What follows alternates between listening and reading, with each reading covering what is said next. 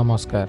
आज भिडियो रे आमे कथा हेबाकु जाउछे जे चीन रो 2025 मसीहार नूतन छाड़पत्र और संपत्ति आईन विषय रे।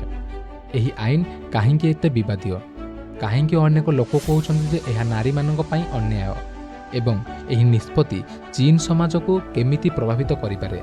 चलंतु एही समग्र विषय को गभीर भावे बुझिबाकु चेष्टा करिबा।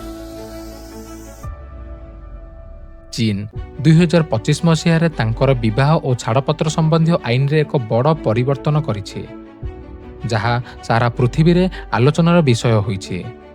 पूर्वर चीन रे दंपति को विवाहित जीवन रे संग्रह करा जायतिबा संपत्ति को साधारणतः सामूहिक संपत्ति भाव में देखा जाउथिला एवं छाड़पत्र हेले सही संपत्ति को प्राय 50-50% भावे बंटन करा जाउथिला। किंतु 2025 रु लागू होइतिबा नूतन व्यवस्था अनुसार संपत्ति बंटनर मूल आधार किए आर्थिक भाव में अवदान देइछि ताहा होइछि, अर्थात जेउ स्वामी किंबा स्त्री घर जमी बा अन्य संपत्ति किनिबारे सीधा सड़क टंका देइछन्ति सेही व्यक्ति को आईन अधिकार देइछि। जदि संपत्ति केवल जने व्यक्ति नाम रेजिस्टर होइथाए एवं अन्य स्त्री किंबा स्वामी ताहा किनिबारे आर्थिक अवदान देवार प्रमाण देई न पारिथिले तेबे सही संपत्ति सेमानकु मिलिबा दुर्लभ होइजिबो। एही नूतन नीति को केतेक विश्लेषक हु प्लेज ओन बा जीए देइछि सीए मालिक नीति बोली कहନ୍ତି। एही परिवर्तनर सबुठार विवादीय अंश हेउछि घरोई कामर मूल्य को नै थिबा निष्पत्ति।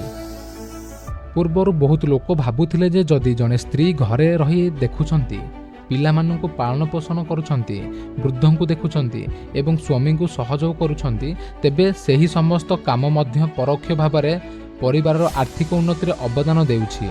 किंतु नूतन नीति रे एही प्रकार अपरोक्ष काम को संपत्ति बंटनर मूल आधार भावे गणना कराजिबो नाही। अर्थात केवल घरोई काम किंबा पिला लालन पालन करने संपत्ति रे समान अधिकार पाई परिवार अधिकार भावे देखाजिबो नाही। एहा नै विशेषकर नारी अधिकार संगठन माने गुरुत्वर आपत्ति जणाइछन्ति, कारण बहुत परिवार स्त्री माने घरे रही परिवार को संभाली थांती और तांकर निजस्व आय मध्य नथाए। एही परिस्थिति रे छाड़पत्र पर से माने आर्थिक भावे दुर्बल होई जाई पारंती। नूतन आईन अनुसार जदि कौनसी घर बा संपत्ति विवाह पूर्वर किणा जाइथाए, सेही संपत्ति साधारणतः से व्यक्तिंकर निजस्व संपत्ति भावे रहिबो। एहा सहित जदि स्वामी बा स्त्री को माता पिता सेमानंको घर किंबा जमी उपहार देइथांती एवं सही संपत्ति केवल जने व्यक्ति नाम थाए, तेबे छाड़पत्र समय रे सही संपत्ति को मध्य सामूहिक संपत्ति भावे धराजिबो नाही। एहार अर्थ हेउछि विवाह पूर्वर दुहे सही घर रे बसुथिले मध्य आईन अनुसार ताहार मालिकाना सही जने व्यक्ति को मिलिबो जिए एहाको किनिथिले किंबा उपहार भावे पाइथिले। एही आईन पछरे चीन सरकार दृष्टिकोण मध्य रही। शेष किछि वर्ष धरी चीन रे छाड़पत्र हार बढ़िबाकू लागिथिला। केतेक विश्लेषक मतानुसार संपत्ति बंटनर नियम को अधिक कठोर करी एवं आर्थिक अवदान गुड़िकु गुरुत्व दे सरकार विवाह को अधिक दायित्वपूर्ण करने चाहुछन्ति। एहा सहित छाड़पत्र प्रक्रिया रे 30 दिनर कूलिंग ऑफ पीरियड मध्य रखा जाइछि, जहाँ अनुसार दंपति छाड़पत्र आवेदन करिबा परे 30 दिन समय मध्यरे जदि सेमाने सेमानकर मन बदलांती तेबे आवेदन को फेराई पारंती। एहार उद्देश्य हेउछि अतिरिक्त भावनारे निये जाइथिबा छाड़पत्र निष्पत्ति को कम करिबा। तथापि एही नूतन आईन को नहीं समाज रे दुई प्रकार मत देखा जाउछि। केही कहन्ति जे एहा न्याय संगत नीति, कारण जीए अधिक आर्थिक अवदान देइछन्ति सेमानंकु अधिक अधिकार मिलिबा उचित। एहा लोकमानंकु विवाह पूर्वर आर्थिक सम्मति प्रीनप एग्रीमेंट करबाकू मध्य प्रेरित करुछि। किंतु आलोचक माने कहन्ति जे एहा नारी मानक पई अन्याय, कारण बहुत परिवार रे स्त्री माने काम छाड़ी घरे रही परिवार को देखुछन्ति। एही परिस्थिति रे छाड़पत्र हेले से माने वर्ष रु वर्ष करा जाइथिबा घरोई परिश्रमर कोनोसी मूल्य रहिबो नाही।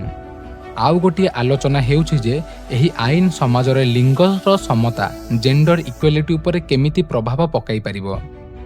जदि घरोई काम को आर्थिक अवदान भावे गणना करा जिवो नाही, तेबे घर रही काम करने को लोकमानंकर मूल्य कमिजिवो बोली अनेक लोक भय करुछन्ति।